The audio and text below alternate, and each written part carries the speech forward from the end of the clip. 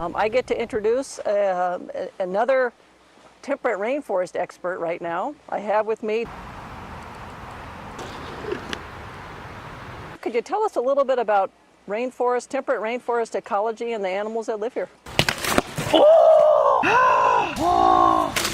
oh no. Ow.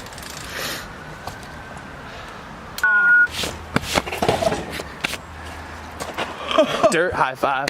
Oh my God. Thanks, Patty. This temperate rainforests are some of the rarest ecosystems on Earth, and the animals and plants that live here are heavily influenced by the sea, by the cool climate, by the rainy weather, and by the mountainous terrain. And in fact, it's a good example of that. This stream that's next to us here, which is swollen by heavy rains, provides habitat for spawning salmon that come in out of the ocean, swim up here, lay their eggs, and they die.